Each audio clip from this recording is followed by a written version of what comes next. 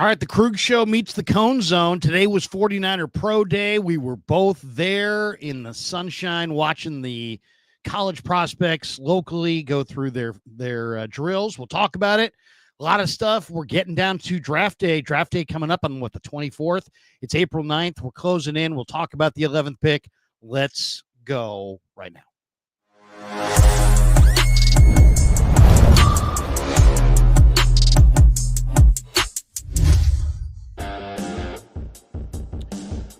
All right, welcome to the Krueg Show meets the Cone Zone. Of course, over here, we're brought to you by Pig and a Pickle, the best barbecue in all of Northern California. Check them out. They're in Emeryville. They're in Corte Madera. They're open 7 days a week from 11 a.m. till 8 p.m. or until they run out. Pig and a Pickle. Go say hi to Damon and Mary. Get some brisket chili. Tell them I sent you. And it's hilarious because people do send me pictures every day. Krueg, I'm here. Look, hey, here's my brisket. I love it, and I always forward them to the owners. So keep sending them. Keep going to Pig and a Pickle, 2 locations. They're open 7 days a week. We're also brought to you by... people sending you pictures of their brisket? Yes. The pictures of themselves in line. I'm the second guy on the right. Well, I'm like, do you want to see my brisket? Took the picture then? You know, it's like, my wife did. Well, why isn't she standing right next to you? Why is she standing oddly 7 feet behind you? But it doesn't matter. Shouldn't that be between you and your wife, that picture of your brisket? I'm just kidding. Yeah. Seriously, I don't want to see your damn brisket. No, but thank you to everybody who supports our sponsors, of course. And then, of course, Claw Daddy Arcades. You can find them on Instagram at Claw_Daddy_Arcades. They've got 3 locations down in Southern California. They got a location in Fresno, a location in Modesto, and they get a brand new arcade opening here in the Bay Area. So look for them on Instagram at Claw_Daddy_Arcades. Claw Daddy Arcades, big fan of the Krueg Show. Thanks to him for sponsoring. And of course, you got prize picks over the top of your head, so we'll hit that at some point, huh? We got prize picks time. We do some Warriors, some Giants. We'll see where. Yeah, Giants are playing tonight. Wow, suddenly it's a great time of year, man. Seriously, I mean, it's let's just say this: it's an interesting time of year. Probably the team that has the most pressure on them is the team that we were at their facility today, and that's the 49ers, who are trying to, kind of insist their way to being contenders this year by whatever they can get done in the draft. I mean, it would take a historic draft, you would think, to make them playoff contenders, but they're dreaming the dream. They have 11 picks.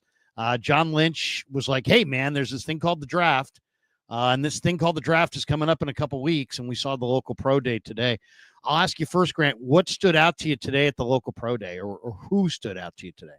Well, I think we were all looking to see what the Stanford wide receiver was going to do, because he's supposed to go in round 2 or round 3, somewhere around there. And the fact that he showed up at the pro day was interesting. Like, is he trying to really suck up to, I didn't mean like that, but like, is he really trying to create a good impression, or he just showed up and watched, which is what Devontae Adams did about 10 years ago when the Niners invited him. I mean, it's a courtesy. He got to talk to John Lynch, but he was the star of the day. You pointed out Nick Nash to me. He was like actually on the field running routes. And then he talked to the media afterward. He seemed like a normal, good guy. So maybe him. And then Teddye, what's his name? Buchanan. Teddye Buchanan. He seemed very polished, like a guy who knows he's going to get drafted. Yeah, I thought, he stood out to me. I mean, we talked to him afterwards. I didn't notice him on the field in the drills. I was just, there's so many guys running around. So did he work out in the drills, or did he just... I don't remember. The guy that we were talking about was 81. Yeah. Now, so yeah, there's always, that's the great thing about 81. these things is there's like, there's 80 guys there, and it's like whatever number of guys. And there's always some guy that you never heard of that is like, whoa, look at that guy. The guy you're talking about is a guy named Giles Jackson, which is a great name. Giles Jackson, Giles Jackson, 5'9", 187-pound wide receiver from University of Washington, who's like a running back because he's from Oakley. So he's an Oakley native. Yeah, he ran hard routes and really sold them, and was really precise and powerful, explosive. He's small, as 5'9", 185, 187. But he looked like an explosive slot receiver who's got some stop and start, ability to him. I'd love to know what his 40 time is. Yeah, he did. He looked like he was built like a running back. Remember last year, Tariq Owens participated in this local pro day and made the practice squad. So chances are there's going to be one guy from this day who won't be drafted, but will create an impression, make an impression on the 49ers, and maybe land on the practice squad at the end of the day. Yeah, I mean, as far as like who were the best players here, somebody asked me on one of my texts, some of the people who some of my Krueg show fans who have gotten a hold of my cell phone and text me directly asked me on the drive home, hey, who's the best player there, or who's going to be the highest drafted player? And I think Grant probably hit it. It's probably Elic Ayomanor, right? It's probably the Stanford receiver because he's 6'2", he's 210 pounds, he runs a good 40. And they're saying second round. He definitely talked to Lynch for a long period of time. I mean, Lynch was standing there, and then when Lynch walked away, I believe Leonard Hankerson, who is the wide receiver coach, was right there. I mean, if you said to me, give me the player that you got the most, like the Niners love this player and want him vibes, it's definitely the Stanford receiver, right? I mean, he talked to Lynch, he talked to Hankerson, he didn't participate in the drills, but he showed up, he seemed real interested. When, if you're talking to Lynch, it's one thing, but if you're having, lengthy discussions with Hankerson, that makes me think that the Niners have done maybe more work on Elic Ayomanor than we realize. It almost looked like they were recruiting him. Right. Kind of funny. But look, he maybe you alerted me to this. I don't really know that much about him. I'm learning now. He really had a massive knee injury earlier in his college career. He has since bounced back, ran a 4.44. So clearly he's still athletic, but ACL, MCL, the thing that's most concerning to me is when any player tears their meniscus. Because sure, at 22, you might feel great, but I feel like from what I understand about the injury, there's eventually going to be bone-on-bone contact, and that's going to lead to pain and discomfort when you're a little bit older. So I wonder about the longevity of players who have suffered that injury. And that makes me think of Brandon Ayuk, too, because he had a similar injury. The meniscus is the bad one. I mean, I know that this guy's got good size and speed, but, once again, it's like I'm a little leery of this. He went to high school in Deerfield Academy, which is that's like Phillips Exeter or Andover or one of these places. It's like a boarding school. It's a Massachusetts, academic based boarding school. That's not, that's not the Nike Academy. Not Galileo. Yeah, and it's not it's not De La Salle. It's not like modern day. It's not like some football power. It's some academic power. And then he went to St. Ignatius and Bishop O'Dowd. Come on. It's not Bishop O'Dowd. It's not St. Ignatius. It's like going to University High School. You know what I mean? Or Stewart Hall High School. Right. Or Head Royce. Not to put these Head Royce. Yeah. Exactly. Yeah. And it's just a smaller private deal. And then he goes to Stanford and he played well. I mean, but if you watch his highlights, he never gets any separation. Every catch I've seen him make, the defender's right there, and he's big and relatively fast for the stopwatch. So it makes me feel like he doesn't really play to his stopwatch time speed. And then the massive knee injury where he blew out the ACL, the MCL, the PCL, and the meniscus. That's a concern. I'm sure he has some tape against Travis Hunter, though, that probably is pretty good, which is why people are looking at it. I'm guessing that happened. Otherwise, Lynch drafted Solomon Thomas. I mean, he may be a little bit partial to some Stanford guys, and maybe they like this guy, and I'm sure they like his persona. I'm sure he's a great guy. He talked to us afterward. Very polished, very smart. I'm sure. Yeah, I'm sure. I mean, and as that, the advantage is that, smart offensive players, when you use a lot of different formations and you can digest, you do need to have some mental horsepower to play in this offense because they're so multiple. So I asked him about the scheme. Yeah. First, I was like, how do you feel you fit this offense? He was like, well, I love blocking. I was like, oh my goodness, you're going to talk your way onto this team. Right. Can you catch? Can you separate? He went straight to blocking. He's like, I love blocking. Oh, okay. Well, so you have now you're talking their language. Yeah, exactly. You had Chandler Rogers, the quarterback from Cal, who I thought looked pretty good. He's 6 feet tall, but I thought he looked pretty good. He's pretty athletic and had a good little zip on the ball. And then the other significant quarterback is Benjamin Wooldridge, who's a Pleasanton kid who played at Louisiana, who's a good-looking quarterback prospect. He's a day 3 quarterback prospect. He's 6'3", 216 pounds. I thought he looked the best of the quarterbacks. The other quarterback was Spencer Petras. If you remember Spencer Petras, I didn't realize he's Marin County. He's from Kentfield, but he played at Iowa, and then he was, they were terrible. The offense was so bad at Iowa. And then he finished up, it looks like, at Utah State. And he's a big kid. He's a ginger, 6'5", 230-pound receiver, quarterback. So he was there. I didn't think There's a kicker there, too. I wonder if he's going to get a look in training camp. Kyler Halverson, the kicker from San Jose State, who's from Hawaii. Right. He was there. The other guys that kind of stood out to me, a couple of Cal guys. I mean, Cal, Cal's had a pretty good defense. They've got a guy named Lumagia Hearns III, who's a corner, 5'10" corner, who's from Concord and went to Cal, who I thought looked really athletic today on the field. I mean, I don't know anything about him, didn't watch him, didn't study him. The Cal safety, though, Grant, I think is a good fit for the Niners. Craig Woodson. He's a Grand Prairie, Texas kid, but he went to Cal, so he got to go to this thing today. And he was really good at Cal. I mean, he safety who can cover, kind of a hitter. He was impressive to me today.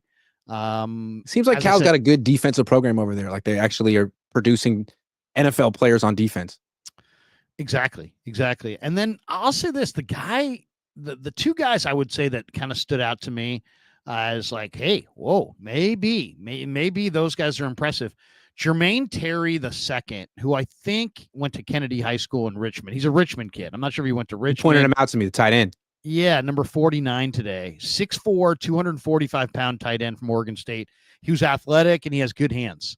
And I watched him at Oregon State. He's a good player. And then unbelievably, and now, sometimes, you have to admit when you're biased, and I'm biased here. A guy who I went to Sac State with, my good buddy, Dom Mazzotti, his son has been a tight end. He played at San Jose State, and I think he finished up at UMass. And his son was out there today, Dominic Mazzotti, same name. He was wearing number 48. He was absolutely, in all the sprints, he was like leading the sprints. He's really, really athletic. He played quarterback once upon a time and converted. He was 180 pounds in high school. He went to Amador Valley in Pleasanton and then went to San Jose State. He's 250. He's now 6'4", 255.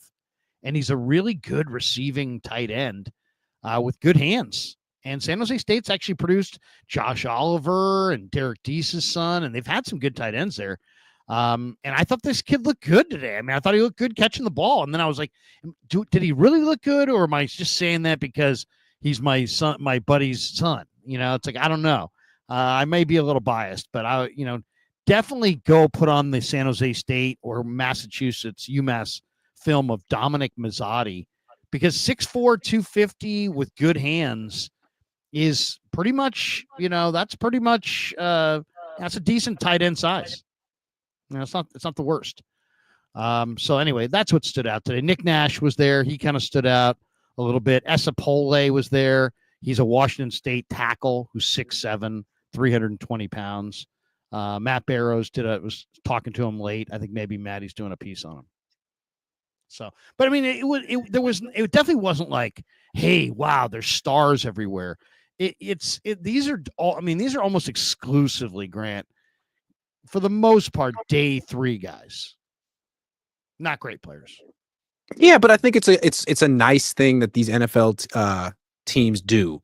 The local pro day for anyone who went to high school around here or college around here. I mean, for probably 90% of the players in the field today, that was the last organized football activity they'll have in their lives. Or maybe that's an exaggeration, but for some of those guys, that was the end of the road.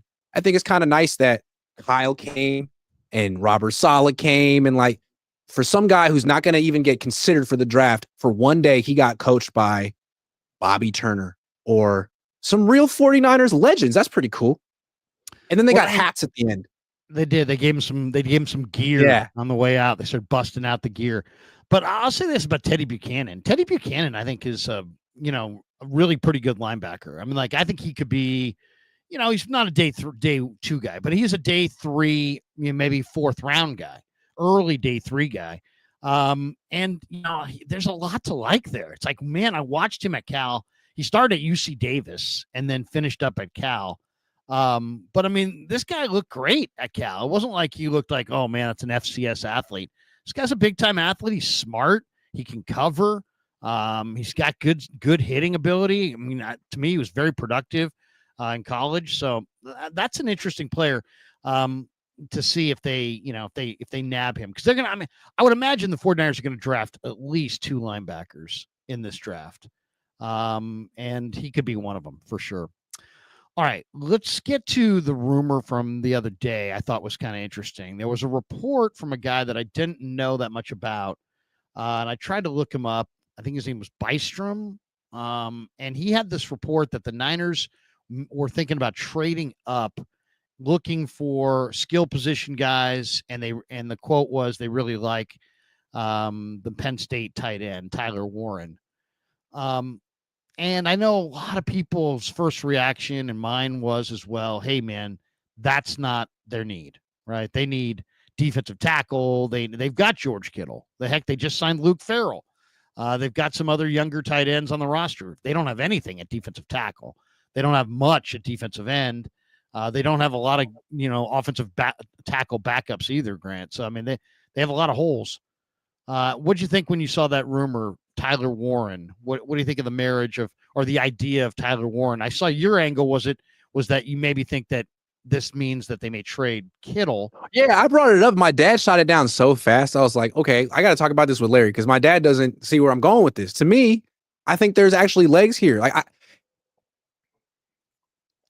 I think Brock Purdy's more likely to get an extension from the 49ers than Kittle because, I mean, Kittle's older and he plays tight end, and the Niners can, franchise tag him and it won't be that expensive. Whereas franchise tagging a quarterback's like a $41 million guaranteed contract, which is a lot of money.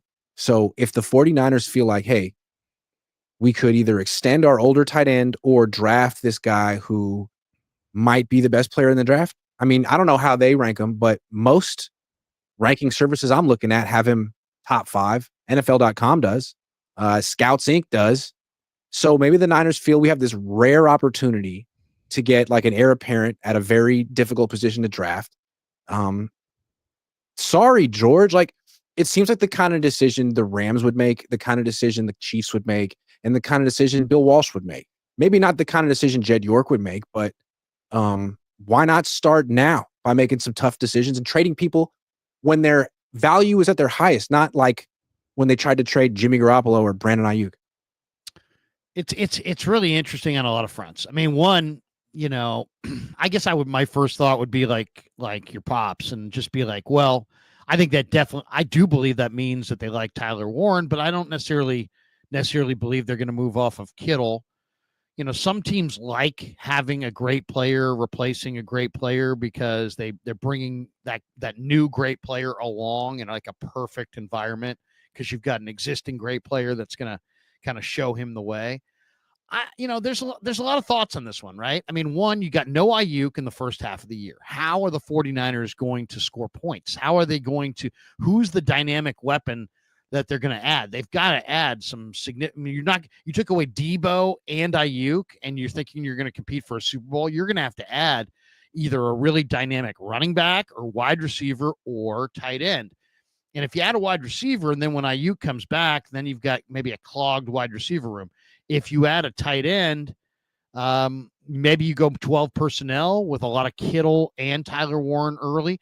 The only other idea I had as well is that, man, the Niners, I mean, God bless them. They've hit home on day 3 and after the draft better than most teams, and it's kept them afloat. Kittle, DJ Jones, heck, Brock Purdy. But it's really it's only slightly camouflaged their disaster drafting on day 1 and day 2. They've drafted so poorly at the top of the draft that I think they got to take a more conservative approach. And this I kind of see as a conservative approach. They don't need this player, Grant, but this is a very safe player. I think most football personnel people would look at this draft and say, if you got to bet everything you have on one of these guys being really good, I'd probably bet it on like a Tyler Warren. He was damn good in high school. He's been really good with Penn State. He's good in all phases of the game. He's fast, he's strong, he's big. He was an academic All-American. He hasn't had a bunch of injuries. There's a lot to like there. I think he's a very clean, easy to project prospect. They need to not screw it up. And the one thing about Tyler Warren is I would be shocked if he's not at least very good. I would agree. I just don't think they should trade up for him. But if he's there at 11, you could absolutely argue that he's the best player available. Only thing is, if they draft him and keep Kittle, they just signed Luke Farrell. They're not going to use these like 3 tight end formations, I don't think. So I can't see it making them that much better in the short term. And where they're sitting in the draft, like as good as Tyler Warren is, I think he's excellent. They might have someone else on the board at 11 who's just as good or right there. Like if Tyler Warren and Jalen Walker are both available for the 49ers, I might just take Jalen Walker because to me, they're both phenomenal prospects, and one guy makes you way better right now to me. And he can play two positions. I love Jalen Walker. I do too. I mean, yeah. He's very, very special player. The question is this though: is Jalen Walker a linebacker? Because he's not really built like a defensive end. Now, I've heard some people say, well, Micah Parsons isn't necessarily built like a defensive end. Yeah, that's true. But he's 7 pounds lighter than Abdul Carter and 1.5 inches shorter than him. So he wouldn't start at the end. That's what you got Gross Matos for. Put him at Sam linebacker. But then when it's time to rush the quarterback, he'd be like Robert Mathis. I mean, he's got the first step quickness. He's got the explosion. He's got the bend. I mean, he's going to be an incredible pass rusher. I'll tell you the guy he reminds me of, and I know this is a lot of people would be like, whoa, pump the brakes because this guy's a Hall of Famer. But I think this is a great player, by the way. I'm a huge fan of this guy. He reminds me a lot of Patrick Willis. Now, why? Because they're very similar in size. Patrick Willis was 6. This guy's 6'1" and change. Patrick Willis was 6'2" and change. They're both right around 245, 250. Patrick Willis eventually got to like 255, but they're ripped, fast, and explosive at that level, at that weight, I should say. And they're both really instinctive linebackers who live to play football and fly to the football. And I just think when you have this guy's got what Willis has. Willis was a great guy. Willis was a great player, and he was a great athlete. So he had production, he had character. You know what I mean? You got to have all of it if you're going to be Patrick Willis. And I see Patrick Willis with this kid. This kid's got production, and he's got athleticism, and he knows how to play. Football's important to him. He's got a big motor. Yeah, Jalen Walker, I don't think he's going to be there, though. I think Carolina's going to take him at 8. Possible, yeah.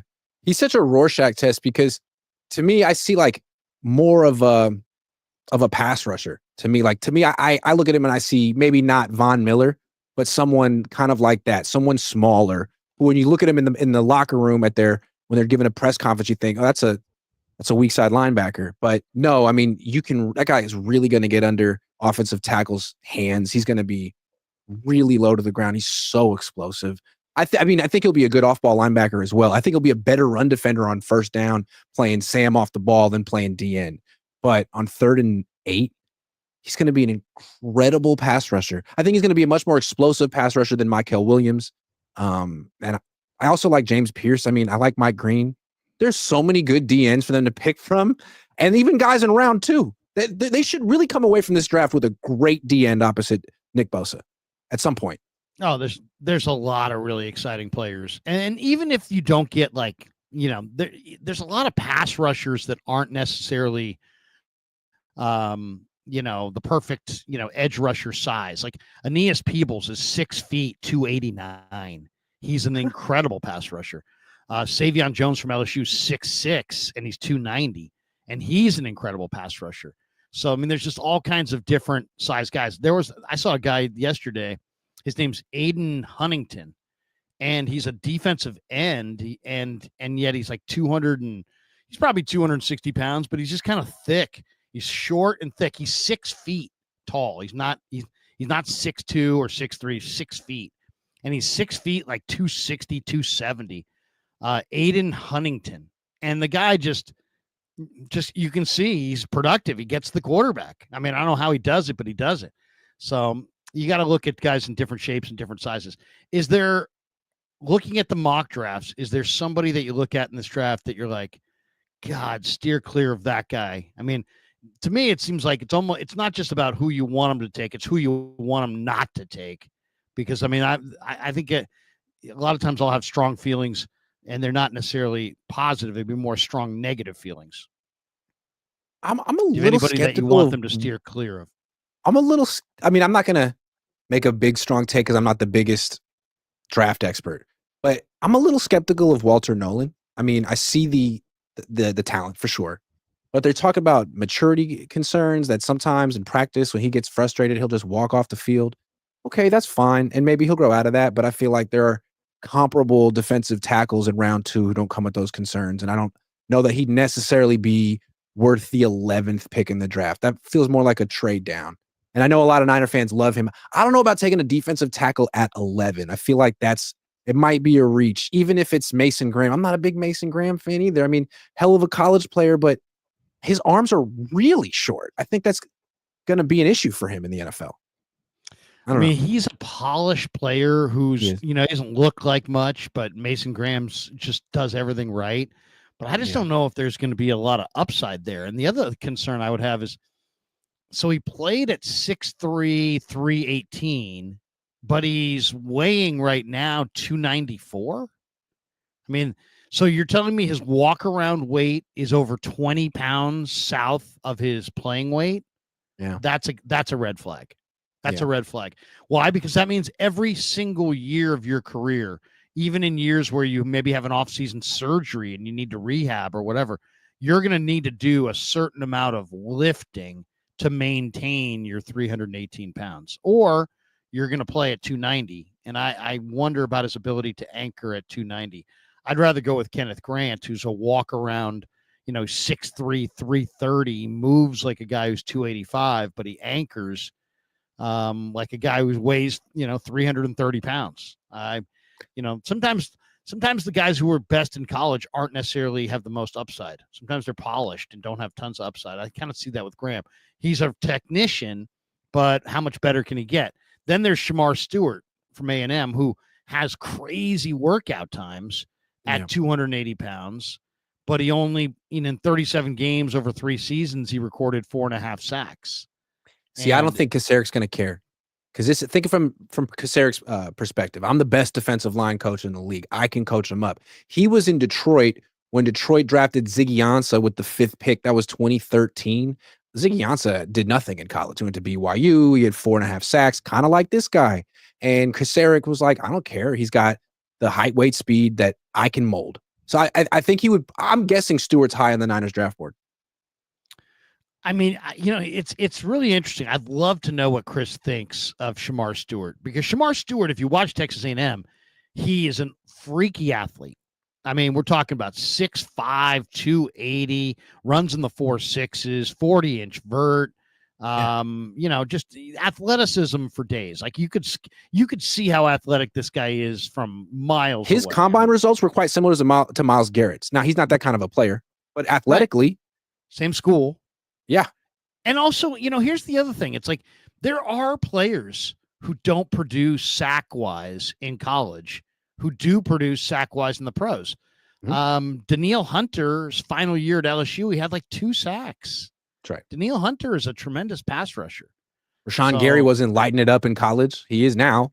Right. So sometimes, would you rather the Niners go for the production but low-end athlete, or would you like a Mason Graham, or would you rather have them go with somebody who's got big high-end athleticism like Shamar Stewart, but he didn't produce a ton at A&M? I mean, he did lead Texas A&M in pressures, so I don't want to paint a picture like, oh, this guy sucked. He didn't suck. I watched A&M a lot. He's really, really good. He just didn't get to the quarterback a lot. Didn't finish.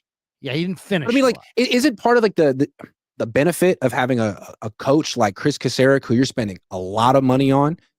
Like, look at the Eagles. They always feel like they can take risks on players with traits, especially in the offensive line, because they think they have the best offensive line coach in the NFL. The Niners think they have the best defensive line coach in the NFL. So why not take a risk on a player with traits? Now, that's what they tried to do with Solomon Thomas and Javon Kinlaw didn't work out. But I mean, I think that's what Kaceric's going to want to do. He's not going to get conservative all of a sudden. You know, then the other question is, if Mason Graham's gone and it comes down and they get to the 11th pick, let's just say for the sake of the conversation, let's say Mason Graham's gone and Jalen Walker is gone and you're there at 11. Walter Nolan's projected in the 20s, and Kenneth Grant, by some people, is projected in the 40s. Heck, Mel Kiper mocked him to the Niners yesterday at 43. Would the Niners don't have any defensive tackles? They badly need this position.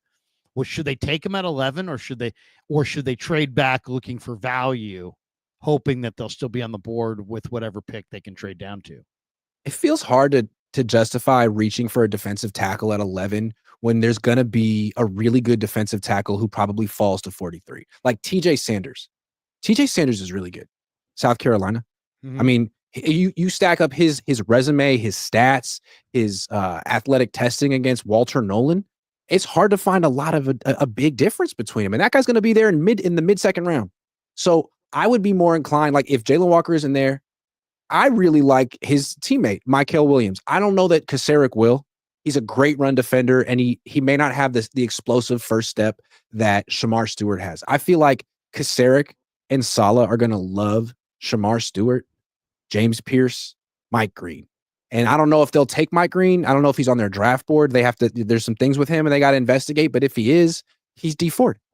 I mean, those three guys have the explosive get off and athleticism that Kaceric is absolutely requires from that spot. So they'll take one of those guys, I think.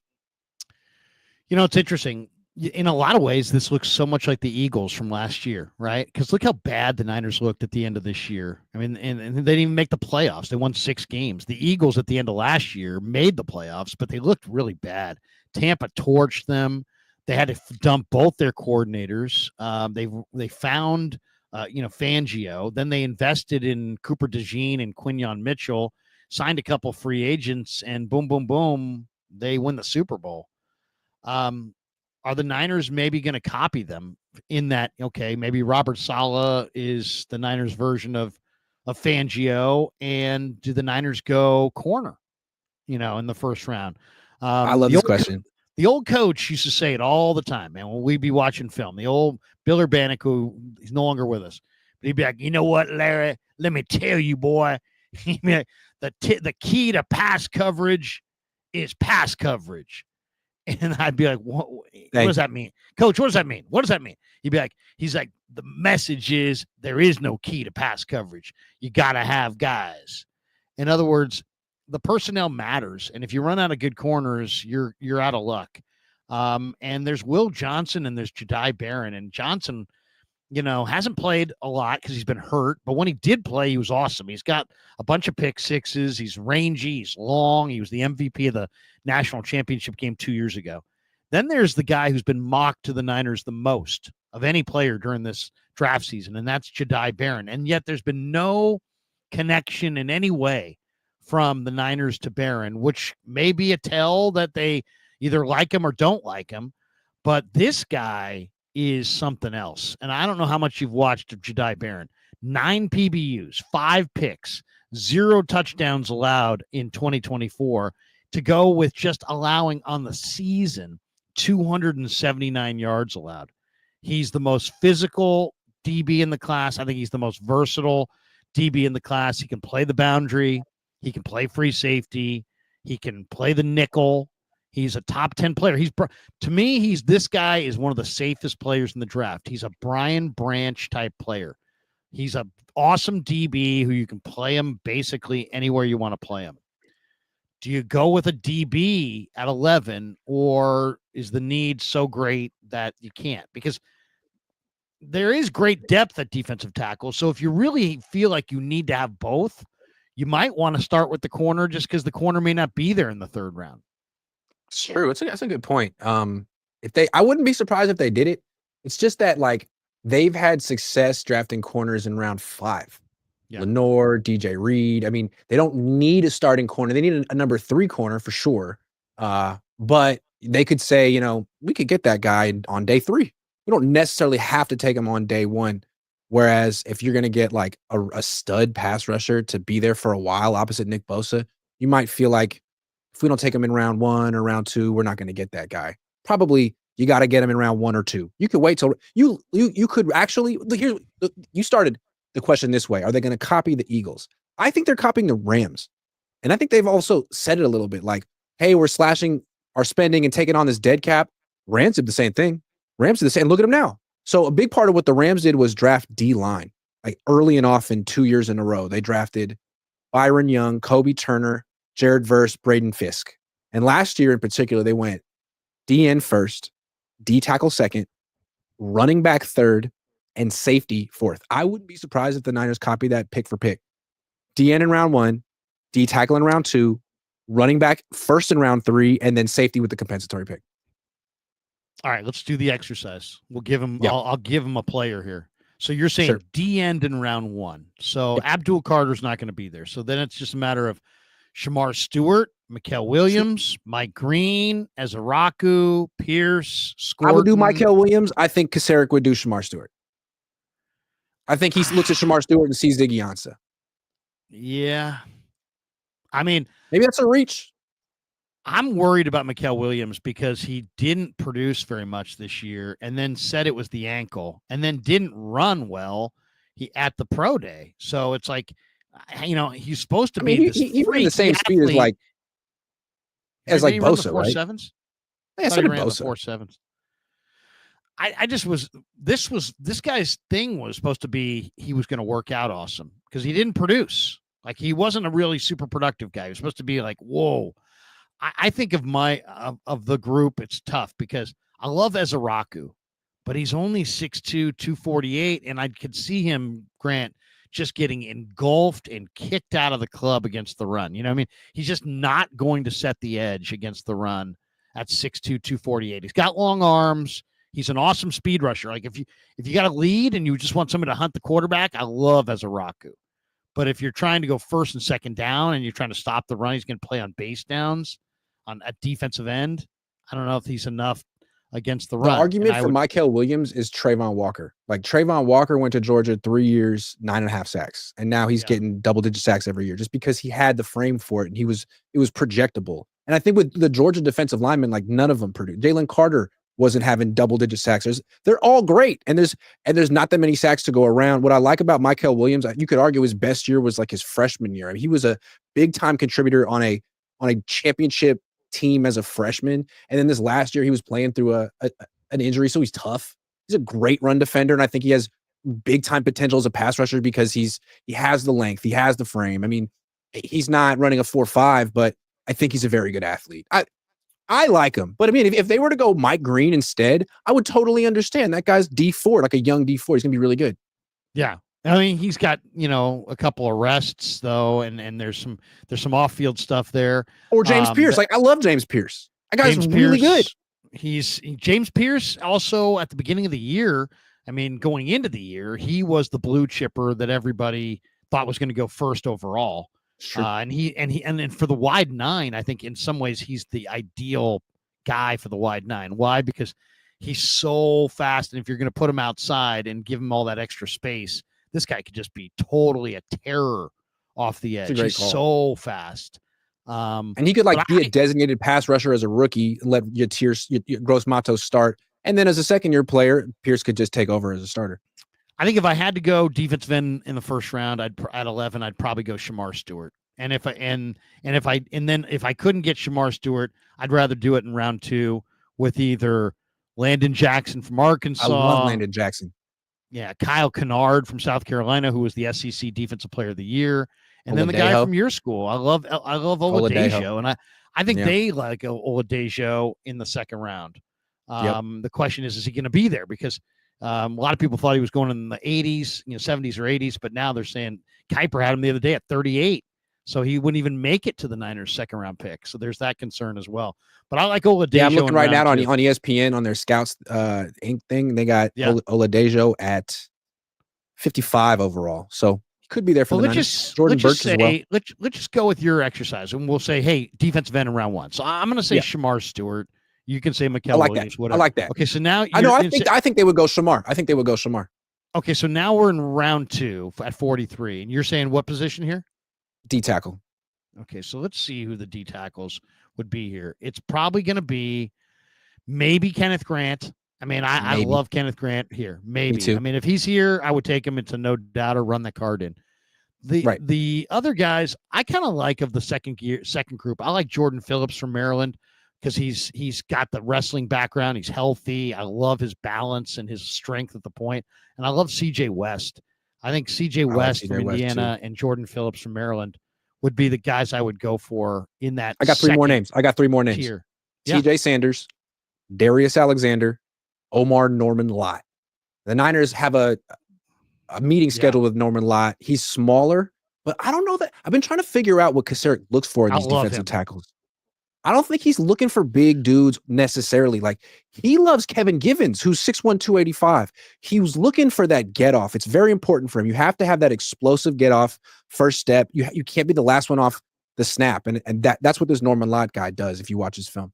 Yeah, I mean, like a lot of people say, hey, Alfred Collins, but Alfred Collins is 6'4", 332, doesn't get off the ball.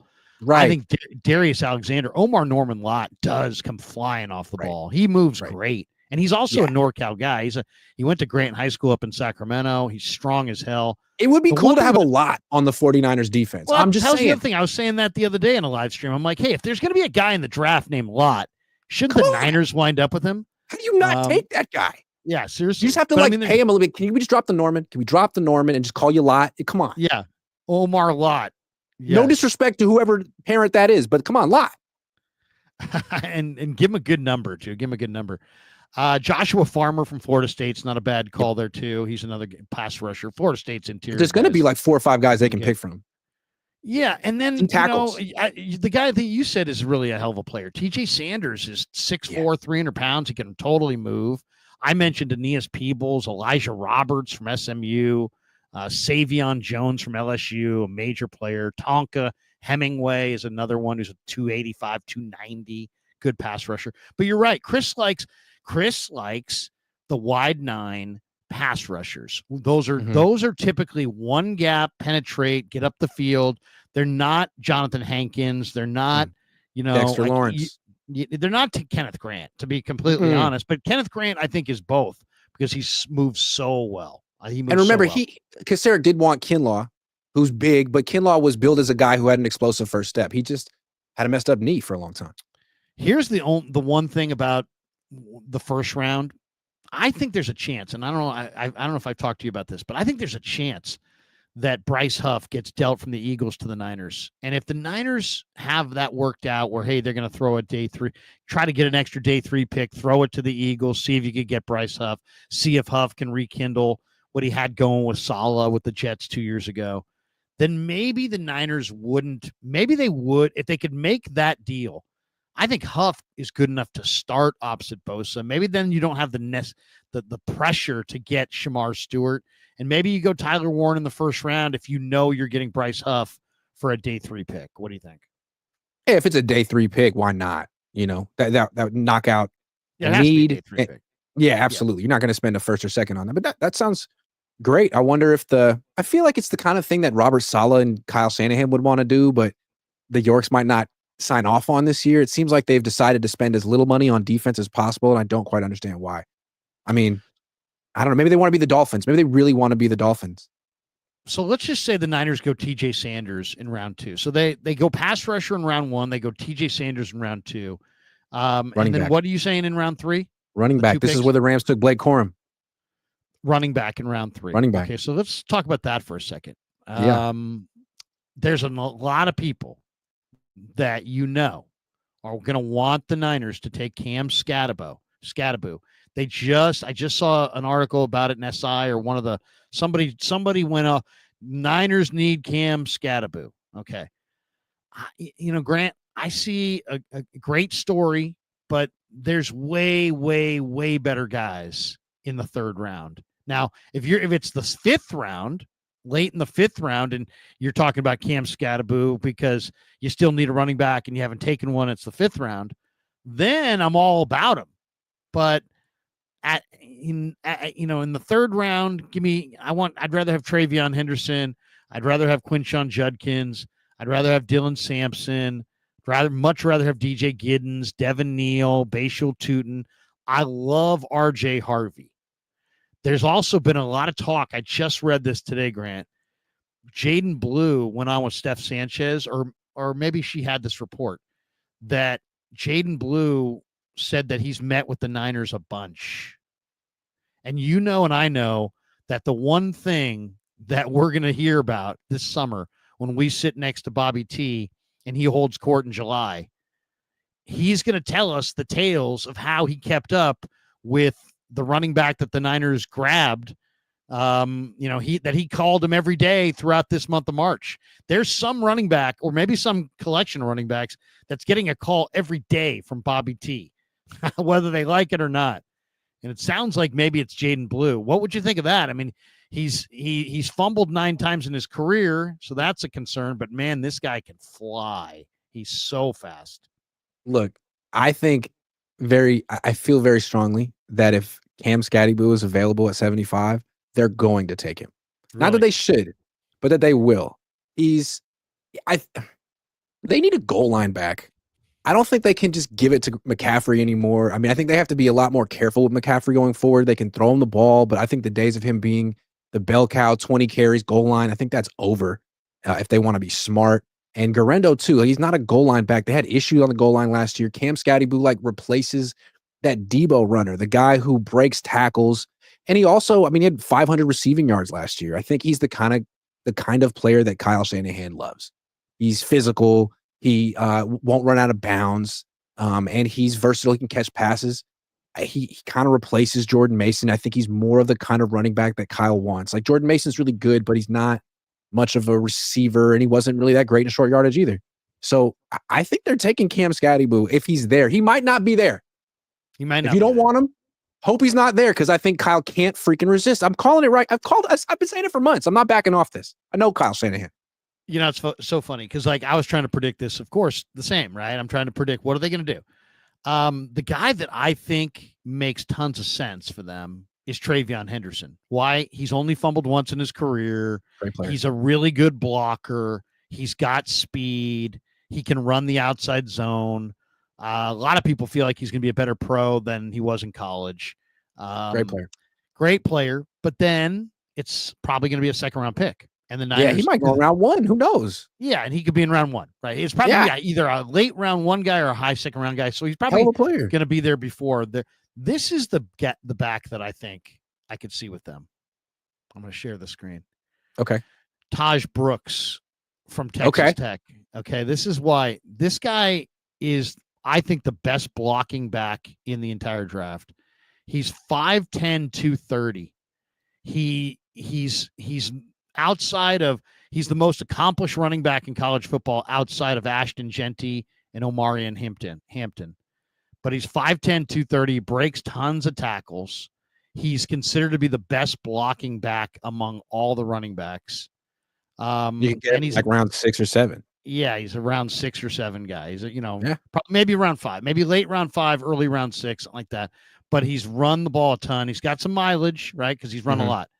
But 5'10", 230, and this guy, he runs through people. He runs through arm tackles. He's really good.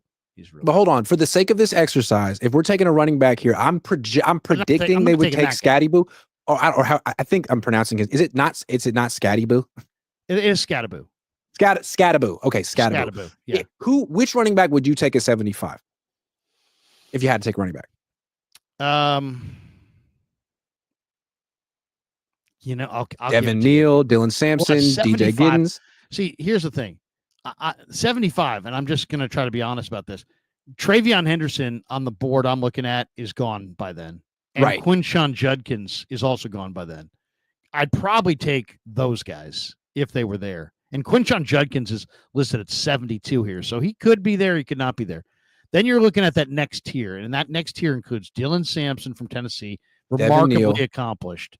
Devin Neal from Kansas, very fast. DJ Giddens, who's got a very powerful cutting style.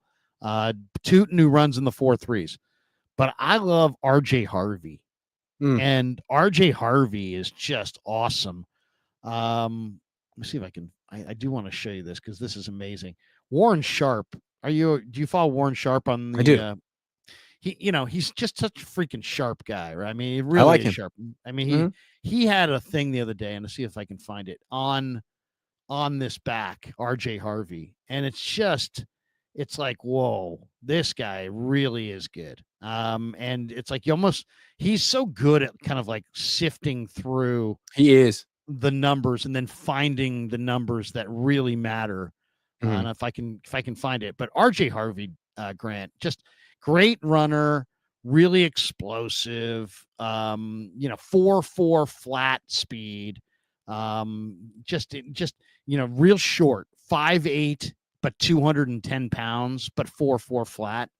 You know what I mean? And he just has great leg power. He can catch it. He can get to the outside zone. Here's I'll share the screen on this one. This is Warren Sharp's tweet on this. This is what Sharp had. That's pretty amazing breakdown. He's like RJ Harvey, 4.4 flat 40, 18.5 mile an hour at 10 yards, which was number one in the class. 14% of his runs gained 15 yards or more, number two in the class. 8.2 yards per carry on outside runs. I mean, that he's made to play in this offense, which is number one, by the way, in the class. 93rd percentile explosion score in the jumping drills. So we got a little Darren Sproles here. This guy's legs. I mean, it's hard to tell in this picture, but he's got powerful, short, fast. This guy 4.4 flat, but really powerful, small, like Sproles, but with more power to get through the hole. So I thought Sproles was one of the best players of his generation. I love Darren Sproles. Yeah, and Sproles is a great one. That's a great name because he is very similar. They're both like electric. You know what I mean? That kind of speed. So I like. And the Niners really they suffered when they didn't have that skill set in their offense. So like as good as Jordan Mason was, and he's a hell of a player. They need someone who's truly electric, big play guy, and maybe it's this guy. I still think they're taking Scatterboo. I still take they're taking Scatterboo. They're taking Scatterboo. Is there what would you how would you play your hand at receiver? Because here's the thing. All the receivers are going to be there for them if they wanted to go receiver, but they're not going to go receiver, right? They have the 11th pick. Teddye McMillan, Matthew Golden, Luther Burden, Emeka Egbuka, who's very polished. A buddy of mine said if they go receiver, they could trade back, and he could see Kyle going for Emeka Egbuka because he's so polished and he's ready to contribute right away. I understand that thinking, but I also think he's a little low end. I'm a little nervous when I see Lynch cozying up to Elic Ayomanor because I think I think he needs development, and they need someone who can help. I'd rather see them go with Savion Williams from TCU or Jalen Royals from Utah State. And those guys are projected like in the 80s or 90s. So we're talking about round 3, probably. I like Jalen Knoll as like sort of like a wide too. receiver, running back, hybrid special teams returner. I mean, he's so fast. I don't know if he's a true wide receiver, but I mean, I think you could do some interesting stuff. Like Iowa State used to put him in the backfield and get him matched up on linebackers and stuff. I think Kyle could do some interesting stuff with Jalen Knoll. And I know Chris Sims likes him a lot, which means Kyle likes him a lot. Oh, he's awesome. I mean, this kid, and it's like when I say he's awesome, I'm like, as awesome as you can be for being whatever. He's a 5'10" receiver. 5'9", yeah, he's not big, but man, this guy's so explosive. He's from Kansas City. He's been their 2-time co-captain. He was a special teams player of the year in the conference, first team all conference, both as a kick returner, as a punt returner, and as a wide receiver. He's academic, All-American. Honor roll student, super electric, scored a bunch of touchdowns, 8 or 9 touchdowns. Yeah, he's really intriguing. What's more important, that the Niners get a starting caliber receiver or a starting caliber running back? I love this question. To me, you could argue running back's the biggest need on the offense. I mean, no disrespect to Christian McCaffrey and Garendo, but between the two of them last year, they had 134 carries. So I think the Niners can't be in a position like they were last year. They always go through running backs. McCaffrey's getting older. Garendo's never been a high workload guy ever. So they need to be taken care of at running back. They need someone who can actually start. I don't know if it's Israel Abanikanda or Patrick Taylor. And it seems like at wide receiver, yeah, they need wide receivers too. But you just gave Demarcus Robinson a 2-year deal for whatever reason. Ayuk's still here. Jennings is good. Pearsall, it was a first-round pick. You're not desperate for bodies the way you are at running back. One theme of the draft. Now, I don't know. I mean, I guess, it's funny. I don't want to make fun of Lombardi. He's got his charts. One of the things that he came up with a few weeks ago that I thought was kind of interesting is he's like, here are the Niners' 4 biggest needs. And it was all based on, they're 32nd in special teams DVOA. So they're bad on special teams. They need to get better there. They need to get better in short yardage, both running it and stopping it. They've got all kinds of problems statistically on defense. What do you think is the primary need? It's like, because what's the need that, man, you want to start there? Because if you said to me, what's their theme? Tell you, I can answer. I know what you're going to. What they need is a great player. They need is a great player. Yeah. Right. That's like really what they can't get this wrong. So if they get a great player into the position that isn't necessarily like their most pressing, well, you know what? At least they didn't miss the way they did when they took Kinlaw or whomever, Trey Lance.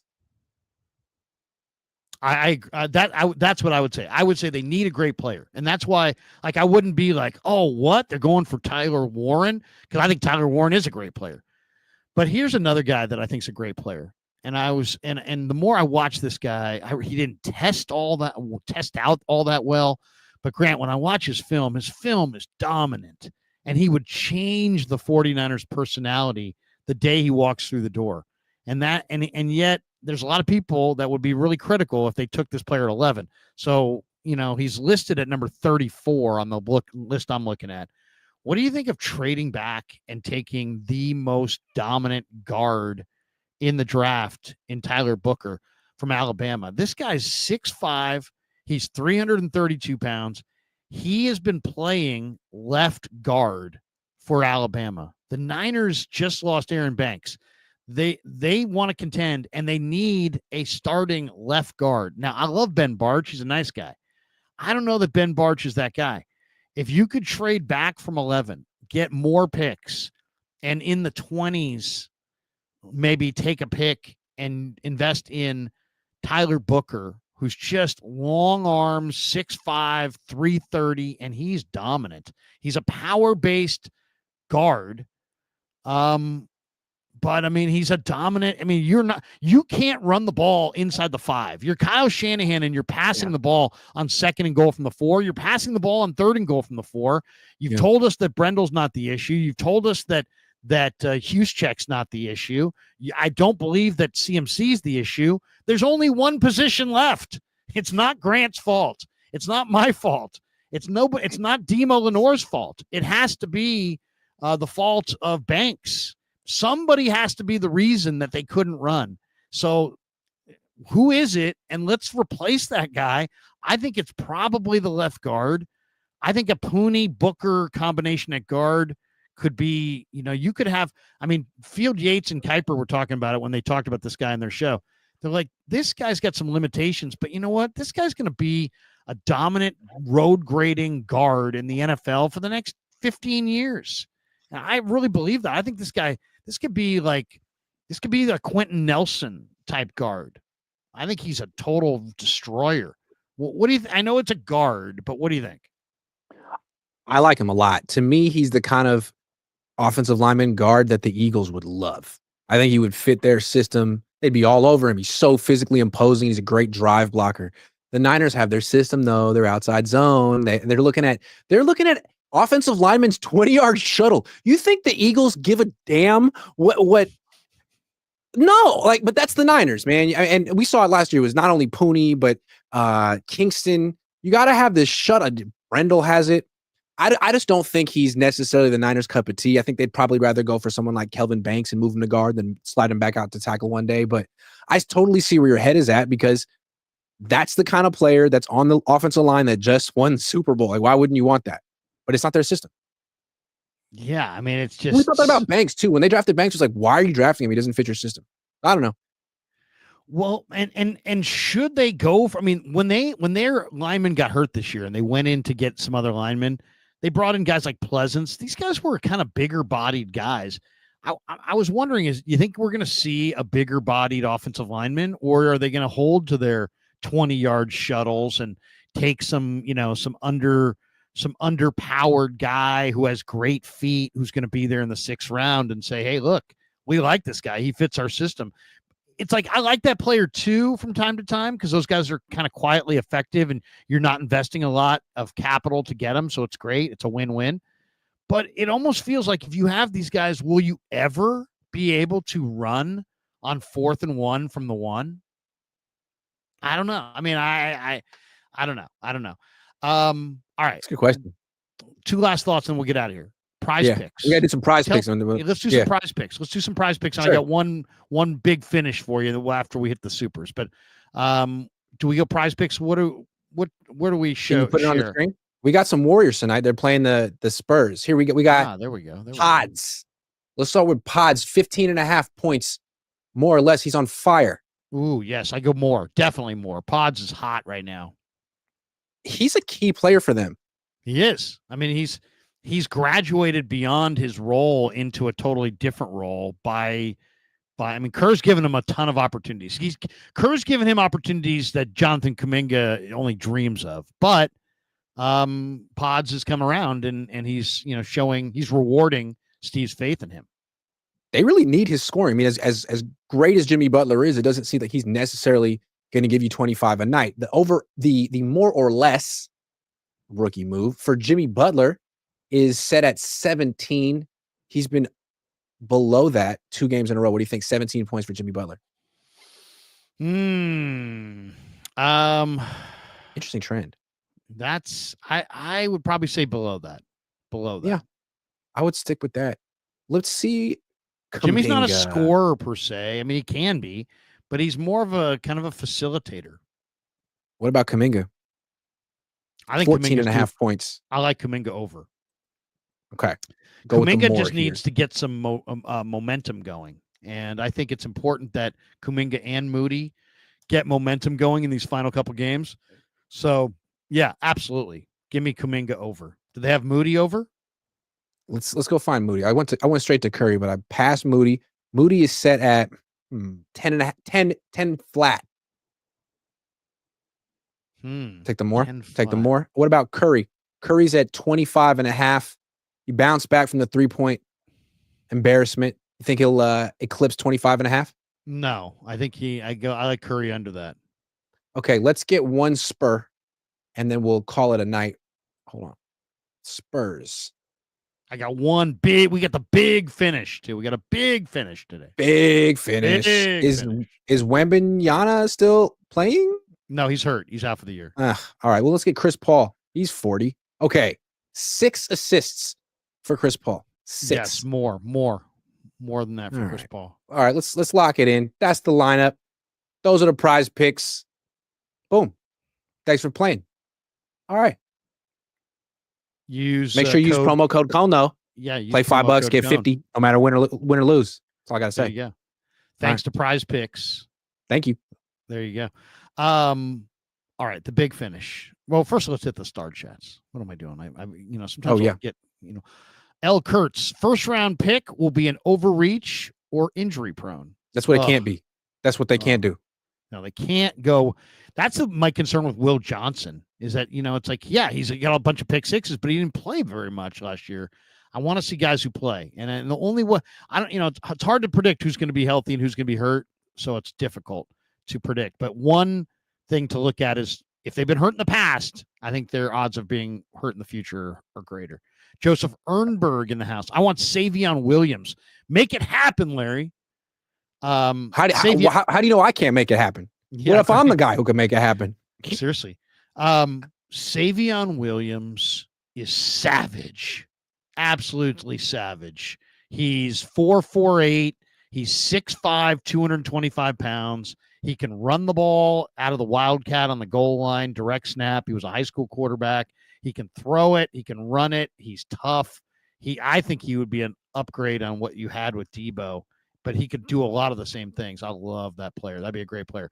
I would say probably round 3, but maybe you could get him early round 4 if you got lucky. Jalen LeGrant, Jack Betch, just feels like a Niner. Riley Mills, too. Riley Mills from Notre Dame. Jack Betch is Savion Williams' teammate from TCU. His brother, dad, died tragically, Grant, in that New Orleans thing. And then Betch caught the game-winning touchdown in the Senior Bowl. He's like a Cooper Kupp. He's got a great skill set to run routes. So he doesn't – I don't think his 40 is anything – it's a pedestrian 40. It's not like he's running by you, but he's got great quickness. And in the balls in the air, it's like he's got this my ball attitude that's pretty helps him. Let's just say that. But I wonder about how high end he is. I think the Niners have this player. I think what they really need is more speed. I love when Jalen LeGrant said like something about him feels like a Niners guy. Why? Because he's a white wide receiver. What are you trying to say? Maya, do we know if there will be any kickers at 11? Oh my God, I'll lose it. Matt Sanders in the house. What about choosing best available corner at 11? A lock up corner is once in a generation. Pass rushers come and go. Think Revis, Sherman, Bailey. Yeah. It's a matter of, to me, if you said to me, what's like a Niner need? They need Brian Branch. Like, what do the Niners need to add to their secondary? Yeah, Brian Branch. An awesome guy who can play everywhere, who can hit and cover and make big plays, turnovers, picks. And to me, that's Jahdae Barron between those two corners. Frank Tom Ocean. LK, I propose you moderate a debate. Cone versus Lombardi for members only. Imagine the new subs plus super chats. If you don't make it happen, you're lazy. Grant, I'm in. I would do it. You would do it? Grant will do anything for cash. I think I could probably get Dave in for cash too. We could probably make this happen. Yeah. At this rate, if we guys keep hating on each other, we could probably do this at Levi's. And celebrity boxing. Make it like Logan Paul. Do it before like the next Taylor Swift show. A slightly different intro group. Grant today. And Lombardi yelling at each other about football for half an hour. There's all these Swifties with their pink sombreros going, this is awful. Going on? This is terrible. Frank R. Give me Kyle Monangai or Devin Neal at 147. I do love Monangai. He's from Rutgers. Grant, this guy's contact balance is amazing. You can't knock this guy off his feet. Is it Scattaboo amazing or greater than that? Oh, this guy's got better contact balance than Scattaboo. I love Monangai. Joseph for real. I'd love NC2A players sharing their workout regimen. If a big boy barefoot hiking, I want him, especially blocking. Then weapon on CMC-esque work with primal flaw with full body control and spatial awareness. I didn't get there was either some mispunctuation or I'm not the sharpest. Amaya says, Grant, I don't know about your I gotta get my haircut. I'm overdue. I'm getting my haircut. I'm sorry. Eduardo says, I like a lot of the comments and analysis Grant makes. Sometimes it's hard to see Niners deficiencies as a fan point of view. Sometimes they hurts, but they are true. Thanks. I try. Thank you very much. Jalen LeGrant. That's exactly why Grant, all the Vanilla Vics. By the way, you know who Vanilla Vic? You know who the nickname is Vanilla Vic? Peyton Thorne for the Auburn Tigers. I was doing an interview with Eugene Asante, and I'm like, yeah, man, Peyton Thorne can run. He's like, yeah, Vanilla Vic. I said, it's made me laugh. Next time we're in the locker room, can we call Ricky Pearsall Vanilla Vic to his face? Yeah, he's probably pretty cool. He probably can. I think he is. All right, last thought. The 49ers, I did a video the other day, Grant, of the 49ers, the 15 things the 49ers need to do in this draft to somehow take themselves from where they're at to being a Super Bowl contender. And one of them is they have to stop the tush push. And this is my idea. This guy. You've showed me him before. Yeah. He's 450. But he's 464. But he benches 225 36 times, which would have been the most of anybody at the entire combine. No, but I've learned the 49ers strategy to stop the tush push. Do you want me to reveal their strategy to stop the tush push? Vote against it. Yeah, exactly. That's their strategy. The league won't stop it, this guy will. I'm surprised the league hasn't voted against it, considering one team does it well. Like, why wouldn't every other team vote against it? It's in their interest to vote against it. Well, and will this guy get drafted, based just on for that? Some, great minds think alike. He's anti-tush push. Anti-tush push. That's what his maybe instead of saying Watson on the back, you could just get anti-tush push. I like that. There you go. Hopefully. Someone has to have the foresight there. John Lynch, if you're watching. Yeah. Desmond Watson, anti-tush push.